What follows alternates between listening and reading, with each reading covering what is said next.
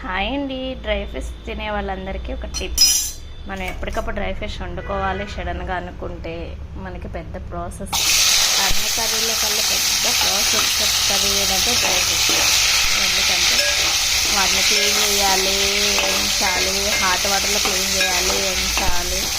ఇదంతా పెద్ద ప్రాసెస్ ఉంటుంది. కాబట్టి మనం ఎప్పుడో ఒకప్పుడు డ్రై ఫిష్ వండుకునే వాళ్ళు రెగ్యులర్గా ఒకేసారి బల్క్లో తెచ్చుకొని క్లీన్ చేసుకొని ఒకేసారి వేయించి స్టోర్ చేసేసుకుంటే మనకి ఎప్పుడు కర్రీ కావాలంటే అప్పుడు ఈజీగా వండుకోవడానికి చాలా యూజ్ ఉంటుంది. అదేం మనం ఫ్రిడ్జ్లో స్టోర్ చేసుకోవసరం లేదు, బయట స్టోర్ చేసుకోవచ్చు. బాక్స్లో, స్టీల్ బాక్స్లో మంచిగా క్లీన్ చేసేసి ఇలా ఫ్రై చేసేసి డీప్ ఫ్రై అన్నీ తీసేసి ఒక బాక్స్లో పెట్టుకుంటే మనకి ఎప్పుడైనా ఫ్రెష్గా వంకాయలు కానీ టమాటాలు గోంగూర అలా కనిపించినప్పుడు దొక్కున కర్రీ చేసుకోవడానికి చాలా యూజ్ అవుతుంది. సో ఆల్రెడీ చాలామంది తెలిసే ఉండొచ్చు ఈ టిప్పు, కాకపోతే తెలియని వాళ్ళ కోసం చెప్పాను.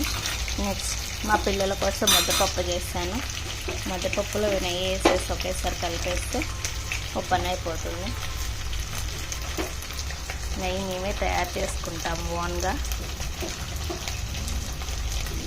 అందుకే అలా పూసలు పూసలుగా ఉంది చక్కగా. ముద్దపప్పు ఒక చిన్న ఆవకాయ ముక్క వేసి అలా పెట్టేస్తే హ్యాపీగా తినేస్తారు. ఓకే, బాయ్ అండి.